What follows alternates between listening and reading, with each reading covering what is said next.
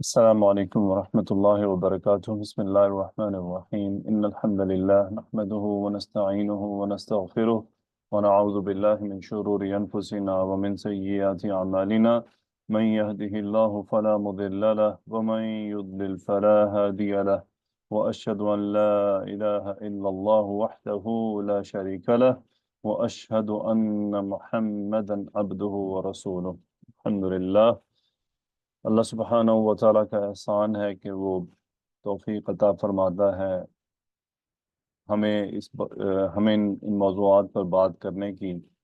آج کے اس دور میں ان چیزوں کو یاد رکھنا بولنے کے لیے یا سننے کے لیے دونوں صورتوں میں ہی غنیمت ہے، کیونکہ انسان جس قدر ہم سب سمیت دنیا میں ہم مصروف ہیں اور دنیا کی آج کل کی ان روشنیوں کی طرف کھوئے ہوئے ہیں، دنیا کی پریشانیوں میں کھوئے ہوئے ہیں دونوں طرح سے۔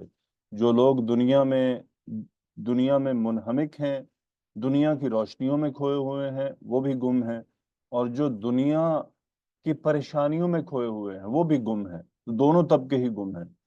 سو اس فتنے ہے کہ اس پورے سلسلے میں اللہ سبحانہ و تعالیٰ کا احسان ہے مجھ پر، آپ پر، ہم سب پر، کہ اللہ تعالیٰ ہمیں مل جل کر اس طرح کی بات کی یاد دہانی کی توفیق عطا فرماتا ہے۔ یہ صرف اس کی مہربانی سے ممکن ہے۔ آج جو میں نے آپ سے بات کرنی تھی، گزشتہ چھوٹی سی بات میں 10 منٹ کی بات میں کچھ ٹاپک آیا ایک، جس میں بھویں بنانے کا بیسیکلی تذکرہ تھا۔ اصل میں بھویں بنانا اور اس طرح کے جتنے بھی احکامات ہیں، ہر چیز کی کوئی ڈرائیونگ فورس ہوتی ہے جو اس کو ڈرائیو کرتی ہے، جو اس کو پش کرتی ہے، جو اس کو مجبور کرتی ہے کہ تمہیں اس عمل کو کرنا ہے اور اس سے رکنا ہے۔ اگر ہمیں اس کی ڈرائیونگ فورس کی اہمیت کا پتہ نہیں ہوگا، اس کا ڈرائیونگ فورس ہمیں معلوم نہیں ہوگا، تو یہ تمام اعمال کرنا ہمارے لیے بڑے ٹف ہو جائیں گے۔ اور وہ جو ڈرائیونگ فورس ہے اس کو سمجھ لینا، جب میرے ذہن میں وہ ڈرائیونگ فورس ہوگی کہ اچھا یہ میں کیوں کر رہا ہوں، اس کا لیول کیا ہے، اس کے نہ کرنے کا نقصان کیا ہے، اس کے کرنے کا فائدہ کیا ہے، اور یہ مجھے کیوں کرنا ہے، تو میرے سامنے اس عمل کی پوری اہمیت واضح ہو جائے گی۔ چھوڑنا نہ چھوڑنا مجھے اس کا بھی پتہ چل جائے گا۔ تو اس کا مطلب کوئی چیز میرے اندر ہوگی جو مجھے پش کرے گی کہ ہاں یہ تمہیں کرنا ہے، جو بھی ہے جیسے بھی ہے تمہیں اس پہ عمل کرنا ہے، تمہیں پسند ہے یا نہیں پسند ہے۔ اس چیز کو سمجھنا بہت ضروری ہے۔ تو اس چیز کو سمجھنے کے لیے یقیناً ہمیں قرآن مجید کی طرف دوڑنا ہوگا کہ قرآن مجید اس حوالے سے ہمیں کیا گائیڈ لائن دیتا ہے۔ اور جو آج میں آپ سے بات کرنے لگا ہوں، یہ بات ہماری لائف کا سٹینڈرڈ ہوگا، یعنی میری آپ کی ہماری زندگی کے اندر دینی اعمال، دین سے ریلیٹڈ جتنی بھی باتیں ہیں وہ انہی آیات کے تحت رہیں گی تا وقت موت تک۔ یہی وہ آیات ہیں جو ہمیں بتائیں گی کہ تمہیں کیا کرنا ہے۔ تو حوصلے سے سنیے گا انشاءاللہ، اور اللہ تعالیٰ مجھے، آپ کو، ہم سب کو ان آیات کو گہرائی سے سمجھنے اور اس پر اچھی طرح سے غور و فکر کی توفیق عطا فرمائے۔ اطاعت اور اتباع، قرآن مجید میں ان دو اسماء کو استعمال کیا گیا ہے۔ یہ دو ٹرمنالوجیز ہیں جو قرآن میں استعمال ہوئی ہیں، اطاعت اور اتباع۔ دونوں میں تھوڑا سا فرق ہے، بیسیکلی دونوں ہے ایک ہی جیسی چیزیں، لیکن دونوں کی ڈیفینیشن ہمیں بتاتی ہے کہ بظاہر تو ایک ہی جیسی ہیں، نتائج بھی کچھ ایک ہی جیسے ہیں، لیکن کہیں نہ کہیں کچھ فرق ہے ان میں۔ دیکھیں گے کہ کیا فرق ہے۔ اطاعت کیا ہوتی ہے کہ کسی کے سامنے سرنڈر کر دیا آپ نے اور اسے کہا کہ بس اب تمہارا حکم چلے گا، یعنی ہم مسلمان ہیں، ہم نے اسلام لائے ہیں، ہم مسلم ہیں۔ میں آپ کو، میری بیٹیوں، میرے بھائیوں، میں آپ کو بات بتاؤں، آج میں جہاں جاب کرتا ہوں یہاں میرا واسطہ عیسائیوں سے بھی پڑتا ہے، ہندوؤں سے بھی پڑتا ہے۔ کبھی وہ مجھ سے کوئی سوال کر لیتے ہیں یا مجھے کوئی بات کر دیتے ہیں نا کہ یار آپ تو جدی پشتی مسلمان ہیں، یقین کیجئے میں ان کو کہتا ہوں کہ بھائی میں جدی پشتی مسلمان ایک وقت تک تھا، اس وقت میں جدی پشتی مسلمان نہیں ہوں، الحمدللہ بفضل اللہ۔ اس وقت اللہ تعالیٰ کا احسان ہے کہ اگر میں اس بات کا دعویٰ کرتا ہوں کہ میں مسلمان ہوں تو میں قرآن کو سمجھ کر ہوں، میں اس بات کو سمجھ کر ہوں کہ میں دنیا میں کیوں ہوں، میرا مقصد کیا ہے، میں کیوں جی رہا ہوں۔ یہ جدی پشتی نہیں آئی ہے۔ میں جب تک جدی پشتی مسلمان تھا میری 5 نمازیں بھی پوری نہیں تھیں۔ میں برملا یہ بات کرتا ہوں۔ اور ہم نے اس بات سے نکلنا ہے کہ ہم جدی پشتی مسلمان ہیں. ہمیں سمجھنا ہے اسلام کیا ہے, اسلام کا پیغام کیا ہے, اصل میں اسلام ہم سے چاہتا کیا ہے. اسلام اسلم یسلم مسلمن، یہ کیا ہوتا ہے؟ فرما بردار. فرما بردار سے کیا مطلب ہے؟ یعنی ہم سرنڈر کر دیتے ہیں، ہم سرنڈر کر رہے ہیں، ہم اپنا سر جھکا رہے ہیں. جیسے پاکستانی فوجیوں نے بنگلہ دیش میں سرنڈر کیا تھا. ایک ایگزامپل ہے، کوئی اس کو پازیٹیو نیگیٹو نہ لے، اس سے جسٹ میں ایگزامپل دے رہا ہوں کیونکہ اور کوئی مثال سامنے ہے نہیں سرنڈر کی اتنی بڑی. اب وہ جب انہوں نے سرنڈر کیا تھا تو کیا کیا تھا؟ اپنے سارے ہتھیار چھوڑ دیے تھے، اور جن کے سامنے وہ سرنڈر ہوئے تھے انہوں نے کہا تھا ٹھیک ہے آپ کا حکم چلے گا جیسے آپ کہیں گے. اب وہاں کسی کی مجال تھی کہ کوئی اب سرنڈر کرنے کے بعد ہتھیار بھی اٹھا سکتا، یا سامنے والے جن کے سامنے سرنڈر کیا ان کے کسی حکم کی مخالفت کر سکتا؟ کوئی آپشن ہی نہیں تھا. جب کوئی پولیس والا کسی چور کو پکڑتا ہے، اسے کہتا ہے سرنڈر کر دو، اب سرنڈر کرنے کا مطلب ہوتا ہے کہ اب چور کوئی حرکت نہیں کر سکتا، کہ اب اس کا کام صرف اس پولیس والے کی ہر بات ماننا ہے بس. اگر اس نے سرنڈر نہیں کیا تو پھر یعنی اگر وہ کوئی بات نہیں مانتا، وہ آگے سے حرکت کرتا ہے، تو اس کا مطلب اس نے سرنڈر ہی نہیں کیا، اس نے اپنے آپ کو حوالے نہیں کیا.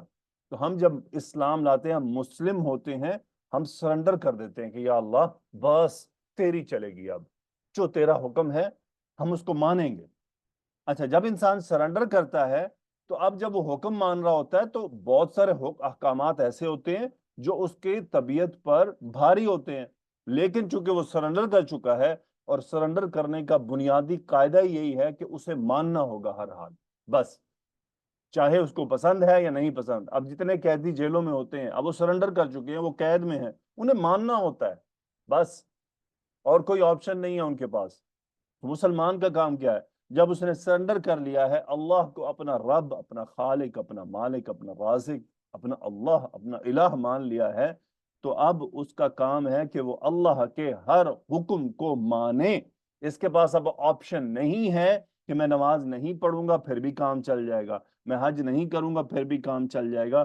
اب مسلمان کے پاس اللہ کو اللہ الہ ماننے کے بعد کوئی آپشن نہیں بچتا.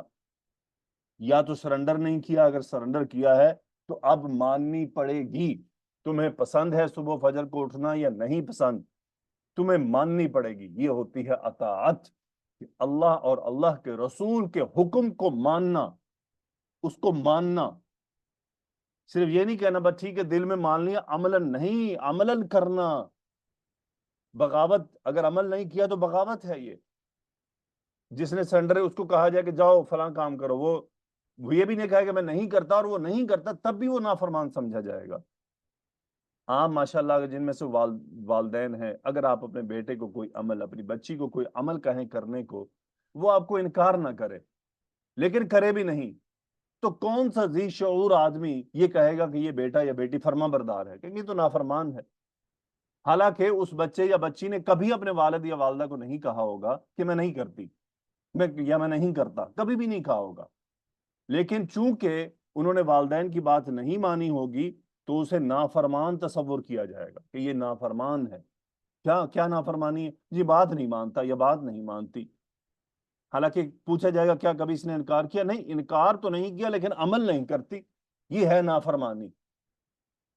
اب دیکھ لیجئے کتنا سادہ سا مفہوم ہے، لیکن ہم اس کو، اور ہمیں شیطان جو دھوکہ دیتا ہے آ کر اس بات کو لے کر، وہ اللہ کی مغفرت کی امید دلا کر، بنا عمل کے مغفرت کی امید ایک دھوکہ ہے، بنا عمل کے رحمت کی امید ایک دھوکہ ہے. یہ شیطان کا پیدا کردہ وہ دھوکہ ہے جس دھوکے کی بنیاد پر اس نے بے نمازی بنا دیے، اس نے بے حج بنا دیے، بے زکوٰۃ بنا دیے، اس نے ہر وہ عمل انسان سے کروا ڈالا جو بغاوت کی دلائل پیدا کرتا ہے، بغاوت کے اعلانات کرتا ہے کہ یہ سب باغی ہیں. کس بنیاد پر؟ رحمت کی امید، مغفرت کی امید بنا عمل. مغفرت اور رحمت کی امید ود عمل ہوتی ہے، ود آؤٹ عمل نہیں ہوتی ہے، عمل کر کے. یہ بھی آج آپ کو آیات میں پتہ چل جائے گا کہ اللہ تعالیٰ رحمت کے بارے میں کیا فرماتے ہیں. سو اللہ تعالیٰ مجھے آپ کو، ہم سب کو اس دھوکے سے نکلنے کی توفیق عطا فرمائے. اطاعت کا مطلب ہے سرنڈر کر دینا احکامات کے سامنے، چاہے وہ عمل وہ حکم مجھے پسند ہے یا نہیں پسند ہے۔ اتباع کیا ہے؟ اتباع ہوتا ہے کسی کی پیروی کرنا، فالو کرنا۔ اب یہ کیا ہے؟ دکھایا گیا پکچر، فالو، بس فالو کریں، یہ نہیں پوچھیں آپ کدھر جا رہے ہو، فالو کرنا، پیروی کرنا۔ جو سامنے والا چل رہا ہے اس کے پیچھے پیچھے چلنا، اس سے یہ نہیں پوچھنا کدھر جا رہے ہو، اور اس سے یہ بھی نہیں پوچھنا کیوں چلوں میں، بس اگر میں نے ایکسپٹ کر لیا کہ بھائی میں آپ کے پیچھے چلوں گا تو چلوں گا۔ اس پوری دنیا میں، اس پوری کائنات میں ایک ہی شخصیت ہے جن کی بلائنڈ فالوئنگ ہو سکتی ہے، وہ ہے سیدنا رسول اللہ صلی اللہ علیہ وآلہ وسلم، محمد صلی اللہ علیہ وسلم، بس۔ اور کوئی شخصیت دنیا میں ایسی نہیں ہے جس کی بلائنڈ فالوئنگ ہو سکتی ہے۔ کیوں؟ کسی کے، یا ان کے بعد صحابہ ہیں، باقی کسی کی نہیں ہو سکتی، کہ حتیٰ کہ کسی مفتی مولوی کی بھی نہیں ہو سکتی۔ کسی کے نفس کی کوئی گارنٹی نہیں دے سکتا کہ یہ عمل یہ ہمیں کیوں اپنے پیچھے لگانا چاہ رہا ہے۔ تو اصل میں ہم کسی کے پیچھے نہیں لگتے، نہ کسی عالم کے، نہ کسی مولوی کے، نہ کسی مفتی کے۔ ہم ان کے باتوں کو اگر مانتے ہیں تو اس لیے کہ وہ رسول اللہ صلی اللہ علیہ وسلم کی دلیل دیتے ہیں۔ بہرحال اتباع ہم دیکھیں گے، قرآن مجید اتباع کے بارے میں کتنی پیاری بات کرتا ہے۔ اتباع کیا ہوتی ہے؟ کہ وہ عمل بھی کرنا جس کا حکم نہیں دیا گیا۔ چھوٹی سی مثال، کہ رسول اللہ صلی اللہ علیہ وآلہ وسلم نے اپنے ہاتھ مبارک سے کھانا کھایا، لیکن اس کا حکم نہیں دیا کہ تم نے لازمی ہاتھ سے کھانا کھانا ہے۔ آپ صلی اللہ علیہ وسلم زمین پر سوئے، لیکن آپ نے اس کا حکم نہیں دیا کہ تم سب نے زمین پر سونا ہے۔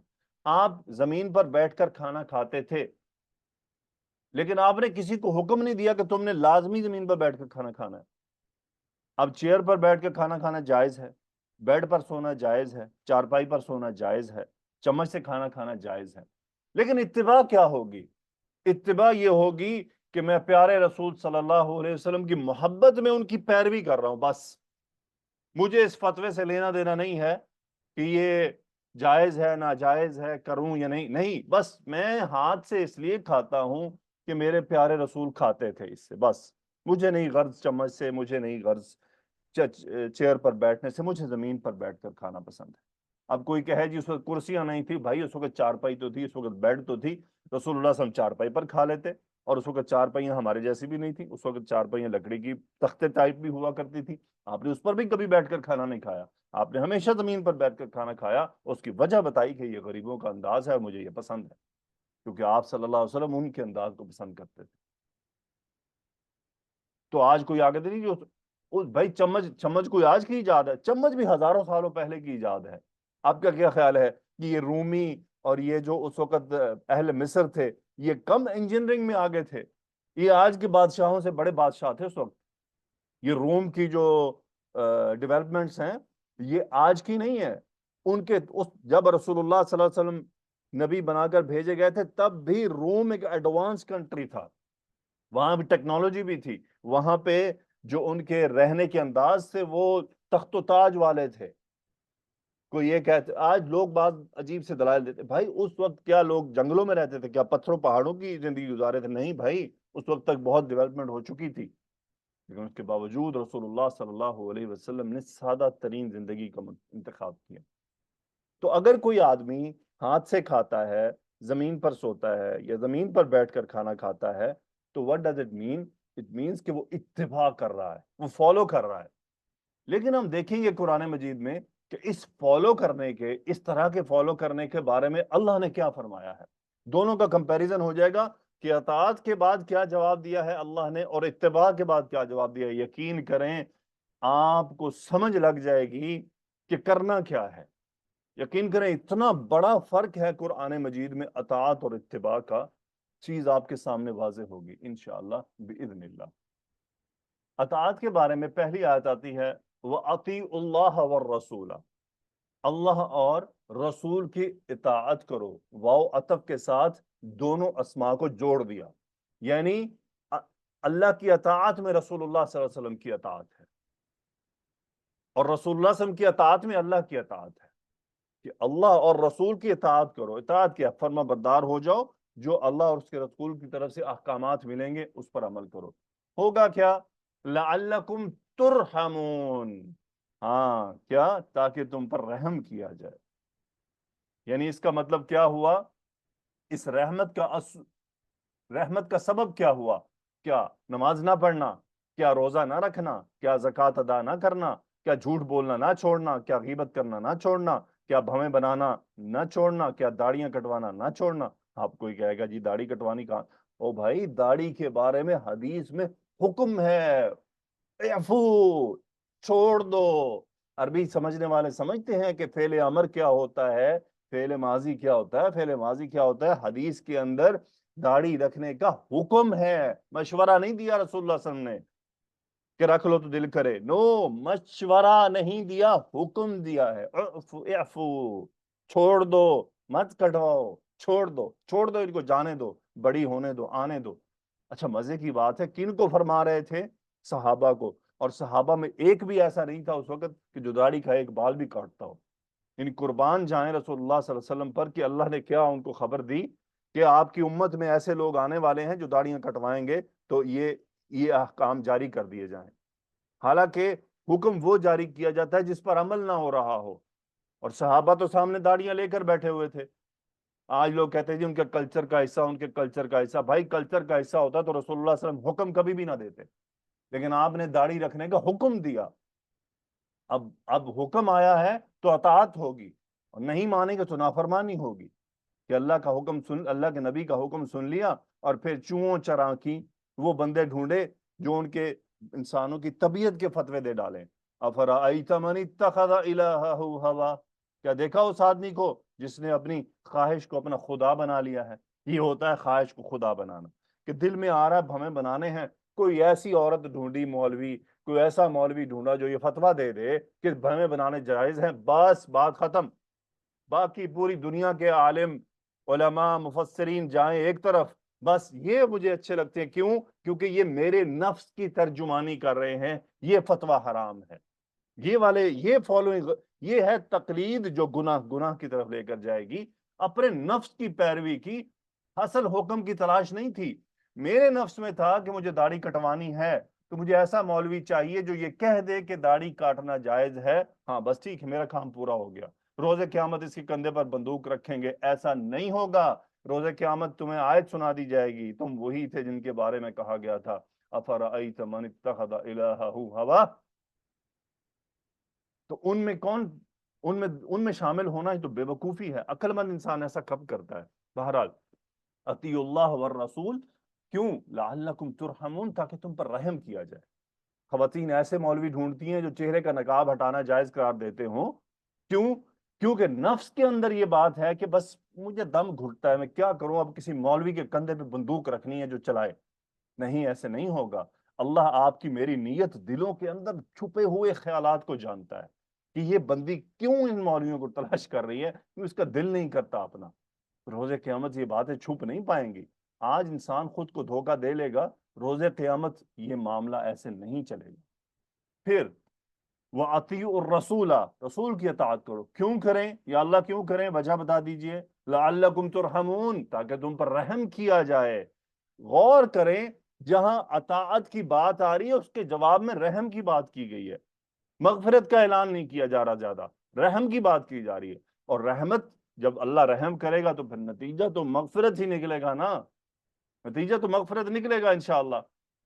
کیونکہ جب اللہ رحم کرنے پہ آئے گا تو اللہ تعالیٰ کی تو رحم تو پھر جوش مارتی ہے۔ لیکن اللہ کی رحمت حاصل کرنے کا ذریعہ کیا ہے؟ وہ ہے اللہ اور اس کے رسول کی اطاعت۔ اطاعت کا مطلب کیا ہے؟ فرما برداری۔ فرما برداری کا مطلب کیا ہے؟ احکامات کو ماننا، کہ یا اللہ ہم بس تو نے کہہ دیا نا نماز پڑھو تو ہم پڑھیں گے، چاہے میرا صبح دل نہیں کر رہا، یا اللہ بس تیرے حکم کے لیے اٹھ رہا ہوں۔ یہ چھوٹی بات ہے۔ ایک آدمی کا صبح فجر کے وقت اٹھنے کو دل نہیں کرتا، مسجد جانے کو دل نہیں کرتا، لیکن وہ اٹھتا ہے، اپنی نیند کو توڑتا ہے، اپنے ساتھ ایک جنگ لڑتا ہے، اٹھ کر جاتا ہے۔ طبیعت نہیں مان رہی، لیکن وہ طبیعت کو مجبور کر رہا ہے۔ یہ بہت بڑی جنگ ہے۔ کیا خیال ہے اللہ کو یہ بندہ پسند نہیں آ رہا؟ اللہ کو پسند آ رہا ہوگا کہ دیکھو میرا حکم کے آگے اس کی جرت نہیں ہو رہی کہ وہ اس حکم کو توڑ دے، اس حکم کی مخالفت کرے۔ غور کیجئے، آج کل لوگ کہتے ہیں جی بس دل نہیں مائل ہو رہا نماز کی طرف۔ اوہو، دل مائل؟ تمہیں دل مائل کروانے کا حکم ہی نہیں تھا۔ تمہیں تو ہے، تم مانو، تمہارا دل مائل ہو یا نہ ہو، تم روزہ رکھو، تمہارا دل کرے یا نہ کرے، یو ہیو ٹو فاسٹ. تمہیں زکات دینی ہے، تمہارے دل پہ چھریاں کیا، چھرے کیا، تلواریں چل جائیں، تمہیں زکات دینی ہے. کیوں؟ کیونکہ اللہ اور اس کے رسول کا حکم ہے بھائی، اور کوئی آپشن نہیں ہے. نہیں مانیں گے تو پھر لعلکم ترحمون میں سے نکل جائیں گے. اللہ کے نبی نے حکم دیا کہ شلواروں کو ٹخنوں سے اوپر رکھے مرد، لیکن مردوں نے آج کیا بہانے گھڑ لیے، وہ مولوی تلاش کرتے ہیں جو یہ کہہ دے. وہ آج آ کے ایک دو ہی ملتے ہیں پاکستان میں، ایک ہی فرقہ ہے اس معاملے میں جو اس کو بہت ہلکا لیتا ہے، شاید وہ نام لینے کی ضرورت نہیں ہے. کچھ بتاتے ہیں، بار بار تاکید کرتے ہیں، لیکن ایک ہے جو اس کی مخالفت میں کھڑا ہوا ہے اور وہ عجیب سے دلائل دیتے ہیں. رسول اللہ صلی اللہ علیہ وسلم کی واضح حدیث بلکہ جہنم میں ڈالے جانے کے سبب کی وجہ بنتی ہے، اور ان لوگوں میں سے داخل ہیں جن کو اللہ روز قیامت رحمت کی نظر سے نہیں دیکھے گا، جن کی شلواریں، پینٹیں، جینزیں ٹخنوں سے. یعنی کفار نے کہا نکرے پہن لو، نکرے پہن لی. اللہ کے نبی نے کہا شلوار ٹخنے سے اوپر رہے، یہ نہیں ہو سکتی، اس میں جان جاتی ہے. سبحان اللہ، یہ کیسی امت ہے رسول اللہ صلی اللہ علیہ وسلم کی. کفار کی باتیں مانتے ہوئے بڑے فخر سے آگے بڑھتے ہیں، اور اللہ کے نبی کی بات مانتے ہوئے جان نکلتی ہے. اللہ کے نبی کی بات مانتے ہوئے دل تنگ ہوتا ہے. تو پھر سرنڈر کیا ہی نہیں، پھر مسلم ورڈ پورا ہی نہیں اتر رہا، پھر مسلم کہاں سے ہوئے؟ اگر مسلم ہوتے تو نبی کے حکم کے آگے تو بڑی خوشی سے لپکتے کہ یہ میرے نبی کا حکم ہے. رونالڈو کی فالوئنگ کرتے ہو، میسی کی فالوئنگ کرتے ہو، انڈیا کے گندے فنکاروں کی فالوئنگ کرتے ہو، ان جیسے بال بناتے ہو، خوشی سے دکھاتے ہو لوگوں کو، کرکٹرز کی فالوئنگ کرتے ہو، جیسے وہ کپڑے پہننے ویسے پہنتے ہو. اللہ کے نبی کی بات مانتے ہوئے فتوے لیتے ہو مولویوں سے، مولویوں کے پیچھے جاتے ہو. کبھی ان کفار کی فالوئنگ کرتے ہوئے مولویوں سے فتوے لیے کہ کیا میں اس جیسے بال بنا لوں، کیا میں اس جیسا لباس پہن لوں؟ کیا عورتوں نے کبھی کسی مولوی سے پوچھا اس جیسے میں فیشن اپنا لوں؟ نہیں. اللہ کے نبی کی احکامات کی باری آئے گی تو دوڑیں گے مولویوں کی طرف، ہاں جی یہ کر لیں کہ نہ کریں. واہ. مجھے بتائیے، ایک آدمی ہاتھ سے کھانا اس لیے کھاتا ہے کہ رسول اللہ صلی اللہ علیہ وسلم کی اتباع کر رہا ہے، اور ایک چمچ اس لیے کھا رہا ہے کہ چونکہ وہ سنت ہی ہے نا، ایک سنت سمجھ کر فالو کر رہا ہے، ایک سنت سمجھ کر چھوڑ رہا ہے. تو بتائیے اللہ کی نظر میں معاملہ کیا ہوا؟ کوئی فرق نہیں ہے اس میں. واہ. ایک آدمی اللہ کی محبت میں سنت فالو کر رہا ہے، دوسرا بھی محبت کا دعوے دار ہے، وہ سنت سمجھ کر چھوڑ رہا ہے. یعنی وہ اس کو سنت کو اتنا ہلکا لے رہا ہے کہ اس کی نظر میں کوئی اہمیت ہی نہیں. اور ایک آدمی سب کچھ ہوتے ہوئے کہہ رہا نہیں بھائی کچھ بھی ہو، میں تو رسول اللہ صلی اللہ علیہ وسلم کو فالو کروں گا، بس میرے آگے اور کوئی اور دوسری بات نہیں. تو یہ دونوں کیا روزے قیامت برابر رہیں گے؟ نہیں، ایسا نہیں ہو سکتا. اسی لیے اللہ تعالیٰ نے اتباع کے بارے میں جو آیت نازل کی ہے وہ آپ کی آنکھیں کیا، دماغ کے 14 طبق روشن کر دے گی کہ اللہ تعالیٰ نے معاملہ کہاں جا پہنچایا ہے سنت کی فالوئنگ کا. پھر اللہ تعالیٰ نے مزید ایک آیت میں فرمایا وَالْمُؤْمِنُونَ وَالْمُؤْمِنَاتُ بَعْضُهُمْ أَوْلِيَاءُ بَعْضٍ. مومن اور مومنات بعض میں سے بعض ایک دوسرے کے دوست ہوتے ہیں. یأمرون بالمعروف، بھلائی کا حکم دیتے ہیں، وینہون عن المنکر، برائی سے روکنے والے روکتے ہیں، ویقیمون الصلاۃ، نماز قائم کرتے ہیں، ویؤتون الزکاۃ، اور زکوٰۃ دیتے ہیں. اس آیت میں جو عربی کا اصول اپنایا گیا ہے، المؤمنون اسم لایا گیا ہے، المؤمنات اسم لایا گیا ہے، کہ یعنی ایمان لانے والے جو ایمان لا کر اس پر ثابت قدم ہیں. المؤمنون، یؤمنون نہیں، المؤمنون. اور دیکھیں اگلی باتوں میں یامرون، فعل مضارع آ رہا ہے، اسم منقطع ہو گیا، اسم ختم ہو گیا. یامرون فعل مضارع ہے، استمرار کے میننگ دیتا ہے. یہ نہیں کہ زندگی میں کبھی ایک دفعہ کیا، بلکہ یہ ان کی زندگی کا وتیرہ ہے کہ وہ مسلسل جب بھی موقع ملتا ہے بھلائی کے حکم کا وہ حکم دیتے ہیں. ینہون فعل مضارع آ رہا ہے، بتا رہا ہے کہ وہ یہ عمل کرتے ہیں. یقیمون فعل مضارع آ رہا ہے، بتا رہا ہے کہ وہ نمازیں پڑھتے رہتے ہیں. وہ یؤتون الزکاۃ بتا رہا ہے فعل مضارع آ کر کہ وہ یہ کام کرتے ہیں. اگلا پھر فعل مضارع آ رہا ہے وَيُطِيعُونَ اللَّهَ وَرَسُولَهُ، اللہ اور اس کے رسول کی اطاعت کرتے رہتے ہیں. بات اسم سے شروع ہوئی، جہاں امپورٹنٹ فعل مضارع تھے، کنٹینیوشن ریکوائرڈ تھی عمل کے اندر، کہ وہ عمل چونکہ ایک وقت میں ہر وقت نہیں ہو رہا ہوتا، اس کے مختلف اوقات ہے، فعل مضارع آ رہے ہیں. اس سب باتوں کا اللہ نے جواب کیا دیا، اولئک سیرحمہم اللہ، یہ وہ لوگ ہیں جن پر ان قریب اللہ رحم کرے گا. کیا ابھی بھی بات سمجھ نہیں آئی؟ اللہ رحم کس پر کرے گا؟ یامرون بالمعروف، نیکی کا حکم دیتے ہیں، ینہون عن المنکر، برائی سے روکتے ہیں، یقیمون الصلاۃ، نماز قائم کرتے ہیں، ویؤتون الزکاۃ، زکوٰۃ ادا کرتے ہیں، ویطیعون اللہ ورسولہ، اللہ اور اس کے رسول کی اطاعت کرتے ہیں. اب اطاعت میں باقی بھی آ جائیں گے جن کا تذکرہ نہیں ہے، باقی وہ احکامات بھی آئیں گے جن کا ذکر اس آیت میں نہیں ہے. تو کیا ہوا؟ اولئک، یہ وہی لوگ ہیں، سیرحمہم اللہ، کہ اللہ تعالیٰ نے فرمایا جو نماز نہیں پڑھتے سیرحمہم اللہ، جو بہمیں بناتی ہیں سیرحمہم اللہ، جو داڑیاں کاٹتے ہیں سیرحمہم اللہ، جو روزے نہیں رکھتے سیرحمہم اللہ، جو جھوٹ بولتے ہیں سیرحمہم اللہ. نہیں، نو.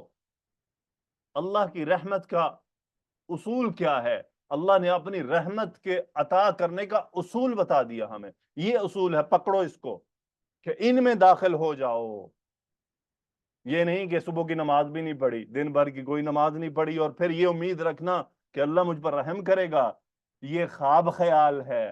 تلک امانیہم، یہ ان کے دل کی خواہشات ہیں بس، اور جو شیطان نے مزین کر کے ان کے سامنے کھڑی کر دی کہ کوئی نہیں، کچھ نہ کرو، بیڑا پار ہے.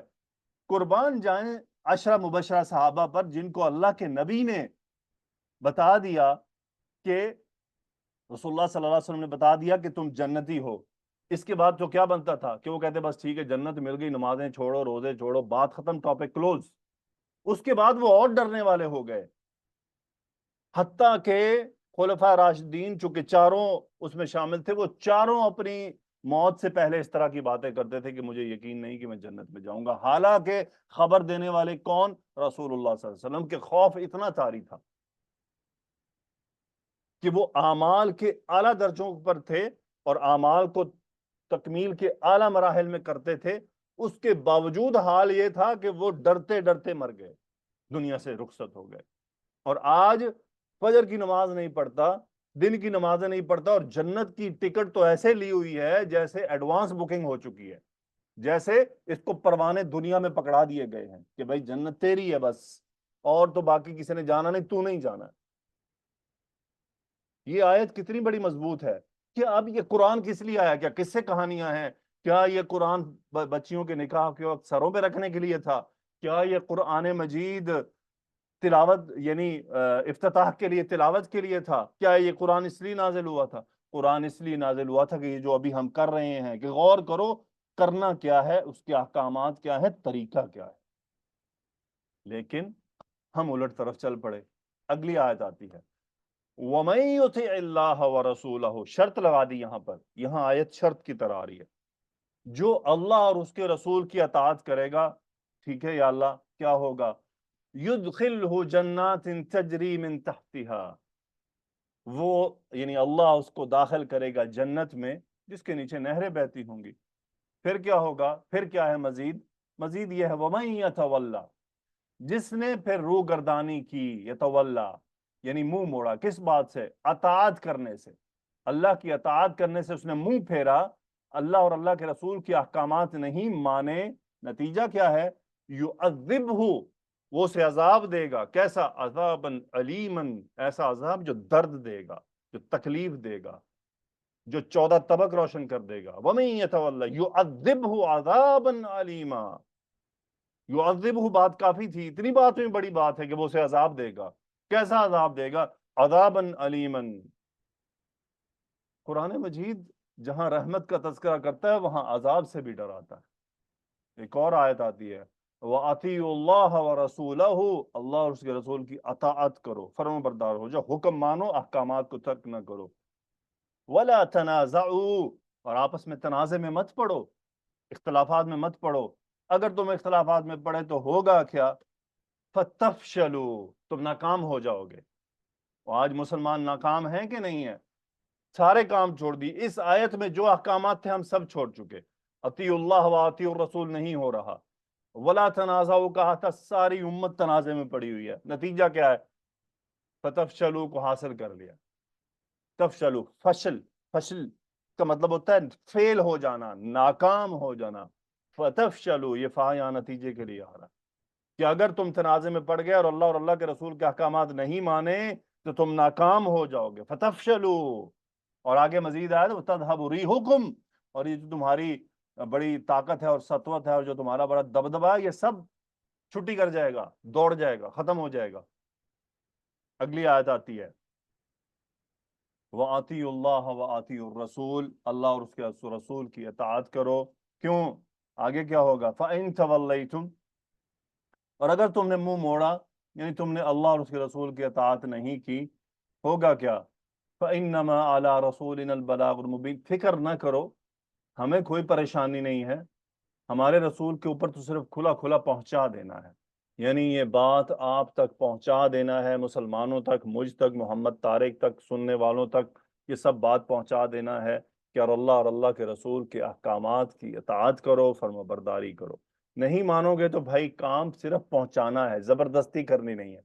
नताइज पर रोजे क़यामत भुगतने होंगे, नताइज का सामना रोजे क़यामत करना होगा।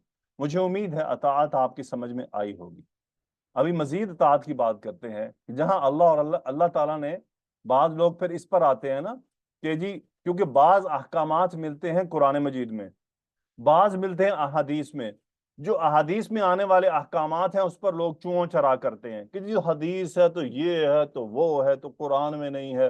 अभी कुरान में अल्लाह कह रहे हैं अल्लाह और अल्लाह के रसूल की इताअत करो, अल्लाह ने अपनी इताअत के ऐलानात कुरान में कर दिए कि ये अहकामात हैं, तो अब रसूल की इताअत के अहकामात कहाँ मिलेंगे? हदीस में मिलेंगे, क्योंकि अहादीस इकट्ठी की जानी थी। आज जनाब हर बात बात पर झूठ बोलने वाला मुहद्दिसीन पर इल्जाम लगाता है, हालांकि उस दौर के लोगों पर इल्जाम लगाता है जिसके बारे में अल्लाह के नबी गवाहियां देकर गए कि मेरे बाद जो हैं वो 3 सदियां ऐसी हैं, 3 कर्न ऐसे हैं जिसमें सच्चे लोग पाए जाएंगे। और उस वक्त तो सच को इतना ज्यादा परख, यानी इमाम बुखारी ने इतना परखा कि आज कोई ऐसा बंदा, और ये जदीद लोग आइंस्टाइन जैसे आदमी की बात पर ऐसे ही मान लाते हैं जैसे कुरान पर लाना हो, और जहां हदीस की बात आती है तो ये है तो वो है, तो हदीस है तो ये तो वो, तो कि आइंस्टाइन की बात पर तुम्हें इतना इत्मीनान है, इतना भरोसा है, इतना उस पर यकीन है कि ऐसे ही ईमान लाते हैं जैसे नाउज़ बिल्लाह कुरान की आयत हो। मैं आइंस्टाइन की एग्जांपल दे रहा हूं। इतना दुख होता है सुनकर, इतनी जान जलती है कि उन जाहिल कुफार की जो मर गए, खप गए, उनकी किताबों के रेफरेंस देते हैं और उस पर ऐसे ही यकीन रखते हैं जैसे, और उनकी चेंज भी प्रूव नहीं है, जबकि अहादीस की चेंज प्रूव है कि ये हदीस फलां ने सुनी, फलां से सुनी, फलां से सुनी, फलां से सुनी, फलां से सुनी, और रसूलुल्लाह से जा पहुंची। ऐसी कोई चेन ला ही नहीं सकता, इनकार कर देते हैं। इतना हल्का लेते हैं हदीस को, और आइंस्टाइन की बात को ऐसे लेते हैं नाउज़ु बिल्लाह जैसे वही हो गई, कि इसमें तो कोई गलती नहीं है। और मुसलमानों के खिलाफ की जाने वाले जितने प्रोग्राम्स होते हैं, जितनी किताबें लिखी गई हैं, उन किताबों पर ये लोग ऐसे ही मान लाते हैं जैसे नाउज़ु बिल्लाह कुरान पर लाया जाता है, और अहादीस के अंदर आए हुए वाकयात को सरासर झुटला देते हैं। ये ऐसी कौम इस वक्त मुसलमान दुनिया में बस रही है। इतना दुख होता है सुनकर, इतनी कोढ़न होती है, ये क्या लोग हैं ये, कि नबी के खबरों को इनकार कर रहे हैं, कुफार की खबरों पर यकीन कर रहे हैं, फिर कहते हैं जी हम तो नबी से मोहब्बत करने वाले हैं। ये मोहब्बत है कि नबी की खबरों का इनकार करते हो? अब अल्लाह ताला ने क्या फरमाया? वमा आताकुम रसूल, वमा आताकुम रसूल, ये एक शर्त कायम की अल्लाह ताला ने कि जो भी तुम्हें रसूल दें, ये वमा, माँ, यहाँ माँ इसमें मौसूल है और ये आजाद होता है, इसमें कुछ भी आता है, चाहे माल है, अहकामात हैं, जो भी है। ये जो दाढ़ी रखने पर जिनकी जान निकलती है ये वो सुन लें, जिनकी भवें बनाने के मामले में जान निकलती है ये वो सुन लें, क्योंकि ये अहकामात अहादीस में मौजूद हैं। जबकि इन अहकामात की आयत भी दलील बनती है कि ये अल्लाह की तख्लीक में तब्दीली है। रसूलुल्लाह सल्लल्लाहु अलैहि वसल्लम के अहकामात का सर आयात कहीं ना कहीं होती हैं जिनके तहत वो तशरीह में आ रहा होता है। वमा आताकुमुर रसूल, तुम्हें जो भी रसूल दें, चाहे वो माल है, अहकामात है, जो भी है, क्या करना है? फखुदूहु, उसे पकड़ लो। क्या मतलब है? जवाब शर्त आ गया जुमले का कि मानो, अमल करो, जो तुम्हें दूं वो ले लो, एतराज मत करो। تمہارے پاس اعتراض کی گنجائش نہیں ہے کہ یہ حکم کیوں ہے تو کیوں ہے، آ جائے سمجھ تو ٹھیک، نہ آئے تو بھی ٹھیک، تمہارا کام اطاعت کرنا ہے، سرنڈر کرو۔ پھر کیا ہے؟ وَمَا نَهَاكُمْ، اور جس بات سے تمہیں منع کر دیں، پھر شرط لگائی، جواب کیا آیا؟ فَانْتَهُوا، باز آ جاؤ، رک جاؤ، رک جاؤ، بس کرو، مزید کی گنجائش تمہارے پاس نہیں ہے، فَانْتَهُوا، باز آ جاؤ جس سے وہ تمہیں منع کرے۔ یہ جو داڑھی کا جن کو مسئلہ ہوتا ہے، اور یہ ٹخنے سے میرے تو ٹخنے تو یوں تو ووں تو، میرے تو کپڑے ایسے تو پینٹ ایسی تو جینز ایسی، وہ سن لیں کہ اللہ آیت میں کیا فرما رہے ہیں۔ وَمَا آتَاكُمُ الرَّسُولُ فَخُذُوهُ وَمَا نَهَاكُمْ عَنْهُ فَانْتَهُوا۔ اب اللہ تعالیٰ کے نبی جو حکم دیں گے اور جو اس سے منع کریں گے، وہ کہاں آئے گا؟ وہ قرآن میں آئے گا؟ اللہ کے بندو، وہ حدیث میں آئے گا۔ اس کا مطلب حدیث آنے والی تھی آگے، اس کا مطلب اللہ کے نبی کی احادیث اکٹھی ہونے والی تھی۔ یہ اللہ تعالیٰ ہمیں خبر نہیں دے رہے تھے، اور کیا ہے؟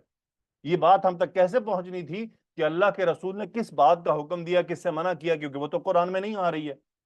اس کا مطلب وہ تو صحابہ کے ذریعے ہم تک پہنچنی ہے کہ اللہ کے رسول نے اس بات کا حکم دیا تھا، اس سے منع کیا تھا۔ لیکن یہ آیات کون سمجھائے لوگوں کو؟ عربی نہ سمجھنا بھی ایک بڑی ظلمت ہے۔ اس کے بعد اچھا، یہ سب بات کر کے اللہ تعالیٰ نے، غور کیجئے اینڈ کیا کیا، غور کیجئے اینڈ کیا کیا، واتقوا اللہ، اللہ سے ڈرو۔ کیوں ڈرنا ہے؟ سبحان اللہ، اس آیت کا اینڈ اللہ تعالیٰ نے بڑا سخت کیا ہے، ان اللہ شدید العقاب، اللہ بڑی سخت سزا دینے والا ہے۔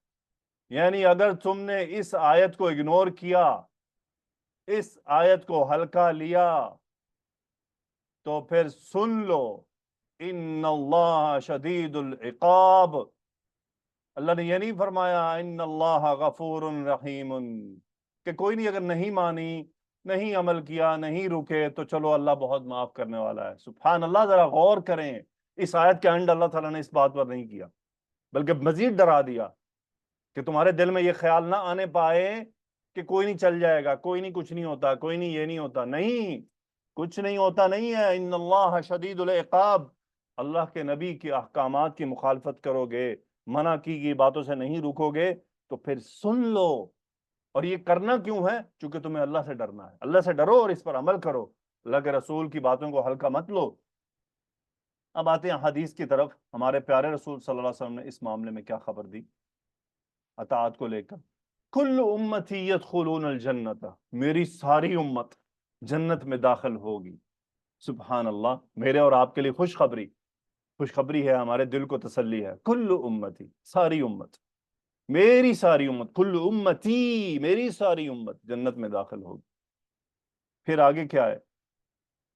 الا من ابا، اوہ، یہ کیا ہوا؟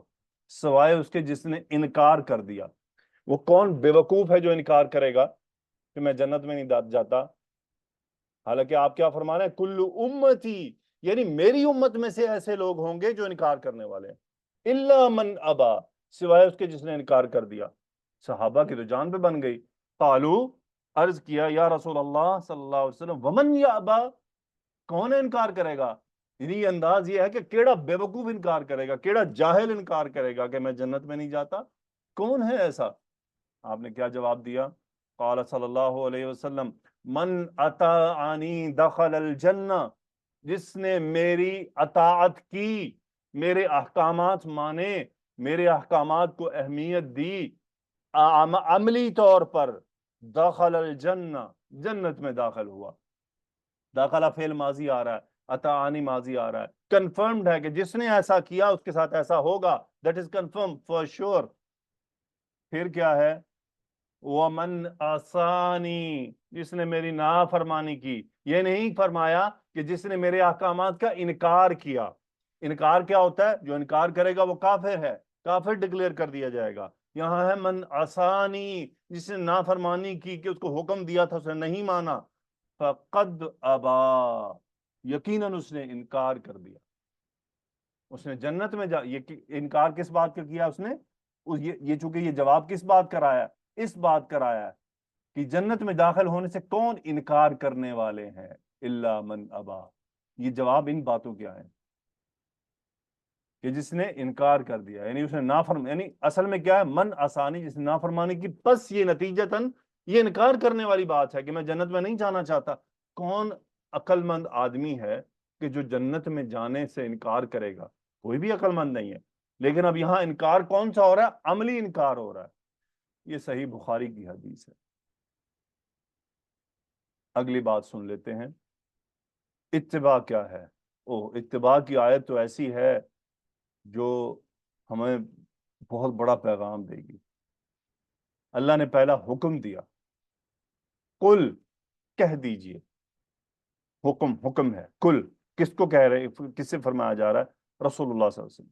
کہ آپ کو اللہ نے حکم دیا رسول اللہ صلی اللہ علیہ وسلم کو کہ کل، آپ کہہ دیجئے. کیا کہنا ہے یا اللہ؟ شرط لگانی ہے آپ کی امتیوں پر. یا اللہ کیا شرط لگانی ہے؟ ان کنتم تحبون اللہ، اگر تم اللہ سے محبت کرتے ہو. یہ ساری امت اللہ سے محبت کی دعوے دار ہے. ٹھیک ہے یا اللہ، شرط آ گئی. اگر یا اللہ یہ شرط ہے تو جواب کیا ہے؟ شرط کا جواب آ رہا ہے. قربان جائیں، ذرا غور کیجئے گا. فَاتَّبِعُونِی، آپ ان سے کہہ دیں اگر اللہ سے محبت کرتے ہو تو میری پیروی کرو، میری اتباع کرو، میرے پیچھے چلو، میرے قدم پہ قدم رکھو، جو میں کر رہا ہوں وہ کرو. دیکھیں، لوگ دنیا میں سکسیسفل لوگوں کے پیچھے چلتے ہیں، ان کی ایگزامپلز دیتے ہیں. کوئی کسی تجارت میں سکسیسفل ہے تو کہتے دیکھو وہ فلاں بھی تو سکسیسفل ہو گیا، تم بھی اس جیسا کرو تمہیں بھی ہو جائے گا.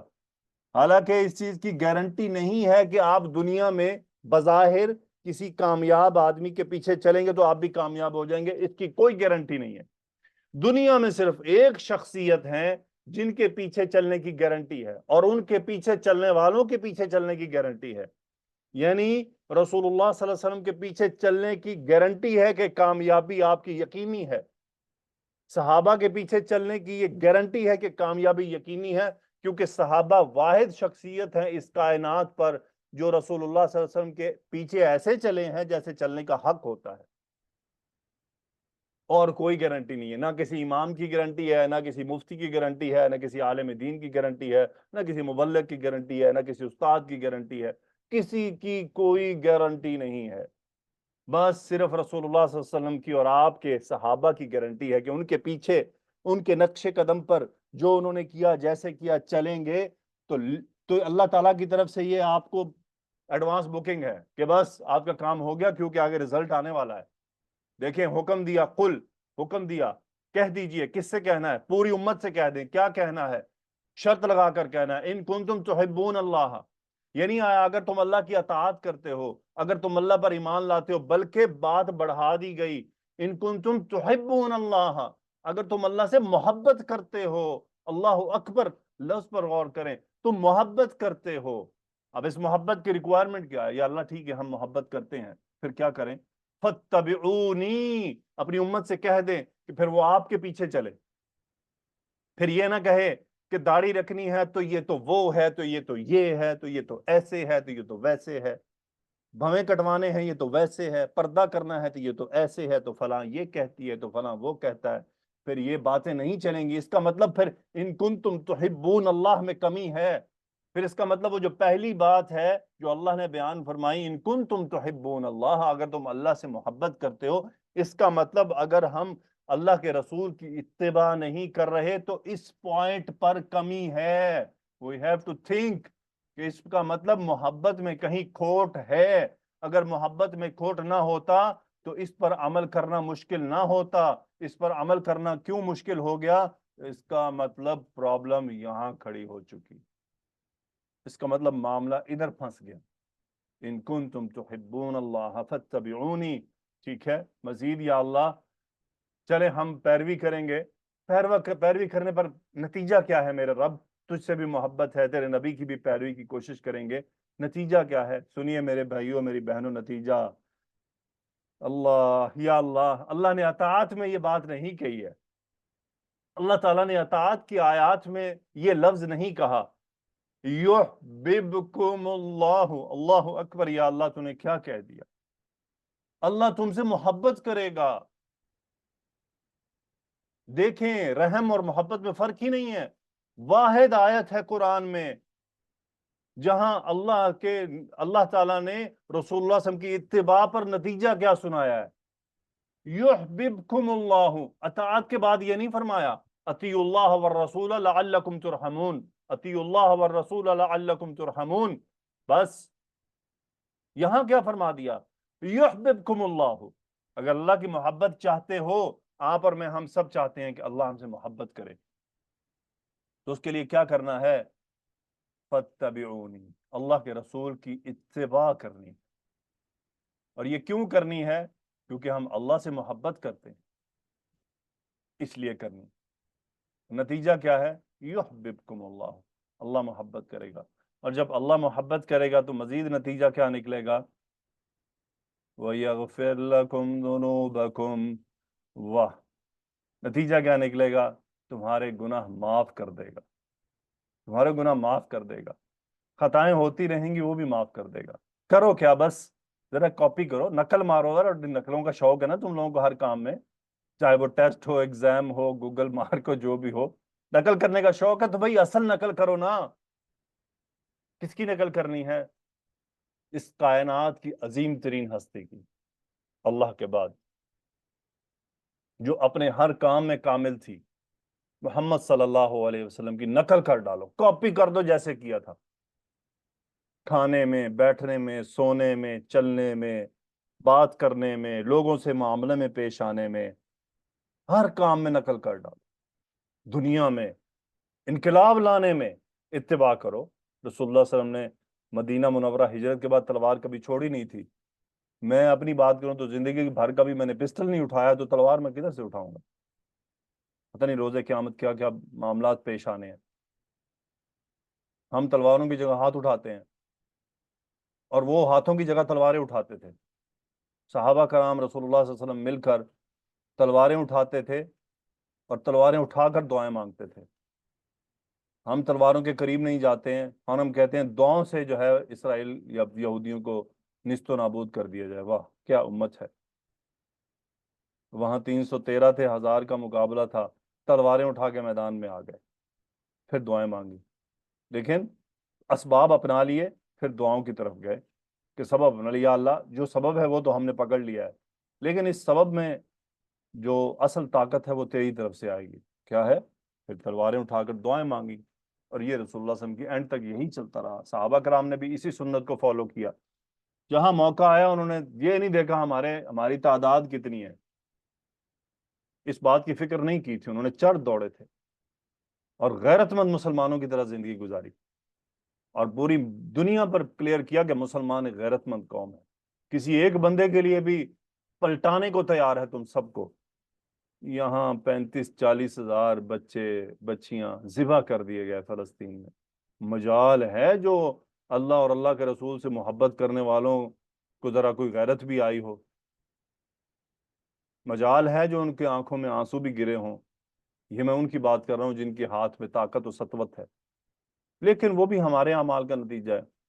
عوام میں بھی کوئی اتنی خاص نہیں ہے، بس اسٹیٹس لگانے تک ہی ہے معاملہ، کہ پروفائل پکچر چینج کر لی، اسٹیٹس پر کوئی رونا دھونا کر لیا، کوئی سوشل میڈیا پر 4 باتیں لکھ دی، عملاً تو معاملہ وہیں کھڑا ہوا ہے۔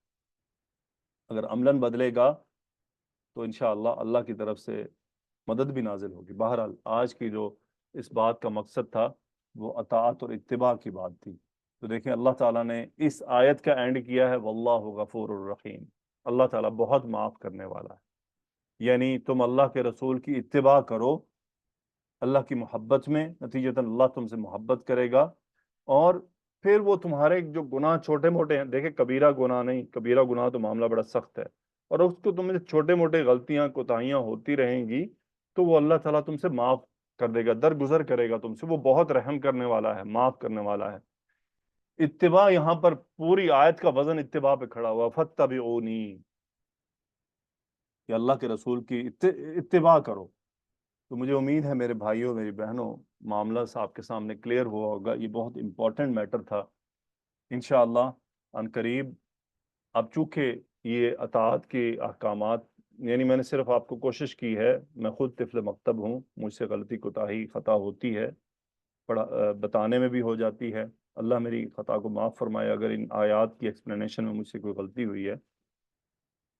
اور یاد رکھیے گا، اب ایک مسلمان کی ذمہ داری ہوتی ہے کہ وہ یہ تلاش کرے کہ اللہ تعالیٰ نے کیا کیا احکامات نازل کیے جن کو کرنا میرے لیے واجب و لازم ہے، اللہ کے نبی نے کون کون سے احکامات دیے ہیں جن پر میرا عمل کرنا ضروری ہے۔ پہلا عمل اطاعت ہے، لیکن جو آدمی اتباع کی کوشش کرتا ہے نا، اس کے لیے اطاعت آسان ہو جاتی ہے، اس کے لیے اس کو اطاعت میں بھی مزہ آتا ہے۔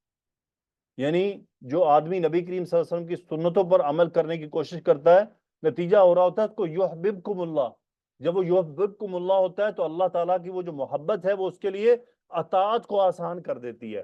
یعنی اسے نماز پڑھنا، پردہ کرنا، بھویں کاٹنا، بھویں کاٹنے سے رکنا، اور سچ بولنا، غیبت سے بچنا، جھوٹ بولنے سے بچنا، گالم گلوچ سے بچنا، اور داڑھی رکھنے میں آسانی، اس میں بہت مزہ آنے لگتا ہے اور آسانی ہو جاتی ہے، بلکہ آدمی کو ان اعمال سے محبت ہو جاتی ہے۔ پھر جا کر ہوتا ہے کہ رسول اللہ صلی اللہ علیہ وسلم فرمایا کرتے تھے کہ بلال میری آنکھوں کو جو ہے نا ٹھنڈک پہنچائیں، نماز کے ذریعے راحت پہنچائیں، تو پھر نماز فجر کی بھی راحت بنتی ہے، تہجد کی بھی راحت بنتی ہے۔ اصل معاملہ یہ اتباع پر کھڑا ہوا ہے، کیونکہ اللہ کے نبی کی سنت کی اتباع میں اتنی برکت ہے، اتنی برکت ہے کہ شیطان کی چالیں کمزور پڑ جاتی ہیں۔ تو میرے بھائیوں، میری بہنوں، کوشش کیجئے گا، میں بھی کوشش کروں گا فیوچر میں انشاءاللہ کہ آپ کے سامنے کتاب الکبائر لائی جائے، کہ کبیرہ گناہ کون کون سے ہیں اس کو ایک ایک کر کے آپ کے سامنے پیش کیا جائے۔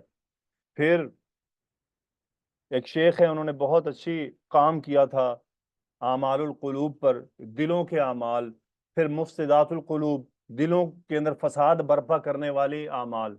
تو انشاءاللہ ہم کوشش کریں گے اس کو ایک پیٹرن میں، ایک ترتیب میں لے کر چلیں ویکلی، تو ہم کچھ نتیجہ نکال پائیں، کیونکہ یہ سارا عمل ایک کھیت کی طرح ہے کہ اب ایک کھیت جب آپ اس پہ فصل لگانا چاہتے ہیں تو اس کی زمین کو نرم کرنا پڑتا ہے، اس کی مٹی کو نرم کرنا پڑتا ہے، اس میں ہل چلانا پڑتا ہے، اس میں جو کسان ہے اس کو محنت کرنی پڑتی ہے۔ تو اس کا مطلب میں بہرحال میں کمزور سا، مجھے کسان کا کردار ادا کرنے کی اللہ توفیق عطا فرمائے اپنی ذات پر بھی۔ یہ سب آپ کے لیے نہیں ہے، یہ سب پہلے میرے لیے ہے، یہ سب باتیں جو میں نے آپ سے کی ہیں یہ سب پہلے میرے لیے ہیں۔ اللہ مجھے بھی توفیق عطا فرمائے، مجھ پر بھی رحم فرمائے، مجھے بھی اللہ سنتوں کی اتباع کرنے کی توفیق عطا فرمائے، مجھے بھی اللہ تعالیٰ اطاعت میں آگے بڑھنے کی توفیق عطا فرمائے۔ تو یہ سب پہلے میرے لیے ہے، پھر یہ میرے، یعنی میں آپ کے ساتھ اس کو شیئر کر رہا ہوں، اور کچھ نہیں ہے۔ میں کوئی نہ آپ کا استاد ہوں، نہ میں کوئی مولوی ہوں، نہ مفتی ہوں، نہ عالم دین ہوں، نہ میں صرف وہ کام کر رہا ہوں بلغوا انی ولو آیا، پہنچاؤ چاہے ایک آیت ہی ہو، ہاں، لیکن اس کو پہنچانے میں میں پوری کوشش کرتا ہوں کہ کوئی غلط بات نہ ہو، کوئی آپ تک غلط میسج نہ دیا جائے۔ سبحانک اللہم و بحمدک، اشہد ان لا الہ الا انت، استغفرک و اتوب الیک۔ یا اللہ ہم سب کی مغفرت فرما دے، ہم سب کے والدین کی مغفرت فرما دے، جن کے والدین دنیا میں زندہ ہیں ان کو صحت عطا فرما، جن کے والدین دنیا سے رخصت ہو چکے ان کی مغفرت فرما۔ یا اللہ ہمارے والدین جو زندہ ہیں ہمیں ان کی آنکھوں کی ٹھنڈک بنا، ہماری ازواج کی مغفرت فرما، میری وہ بہنیں جو شوہر والی ہیں ان کے شوہروں کی مغفرت فرما، ان کے شوہروں کے دل ان کے لیے نرم فرما، ان آپس میں ان سب میں محبت پیدا فرما۔ یا اللہ جن گھروں میں جو بیمار ہیں ان کو شفائے کاملہ عاجلہ عطا فرما۔ یا اللہ جو پوری دنیا میں مسلمان پریشانیوں کا شکار ہیں ان کی مدد فرما، ان کی غیب سے مدد فرما۔ یا اللہ پاکستان کے حالات پر رحم فرما، پاکستان کے حکمرانوں کو ہدایت عطا فرما، ان کو سمجھ و بوجھ عطا فرما۔ یا اللہ پاکستان کی عوام پر بھی رحم فرما، ان کو ہدایت عطا فرما کہ ہم سب اپنے اعمال کو سنوار لیں تاکہ تیری رحمت کو ہم جوش دے سکیں کہ ہمارے حکمران ہمارے لیے اچھے ہو جائیں۔ یا اللہ ہم امت مسلموں پر اجتماعی طور پر رحم فرما، فلسطین کے مسلمانوں کی مدد فرما۔ یا اللہ ہمارے لیے وہ اعمال، ان اعمال کا کرنا آسان کر دے جو تیری جنت کے حصول کا ذریعہ ہے۔ یا اللہ ان اعمال کو ہم سے دور کر دے، ان کا کرنا ہمارے لیے مشکل کر دے جو جہنم کی طرف جانے والے ہیں۔ یا اللہ ہمیں ایسے قول، ایسے عمل سے بچا جو جہنم کی طرف لے جانے والے ہیں۔ یا اللہ ہمیں ایسے قول، ایسے عمل عطا فرما، ان کی توفیق عطا فرما جو تیری جنت کے قریب کرنے والے ہیں، تیری رحمت کا حصول کا ذریعہ بننے والے ہیں۔ یا اللہ ہمیں نبی کریم صلی اللہ علیہ وآلہ وسلم کی اور ان کے صحابہ کی اتباع کی توفیق عطا فرما۔ سبحانک اللہم و بحمدک، اشہد ان لا الہ الا انت، استغفرک و اتوب الیک۔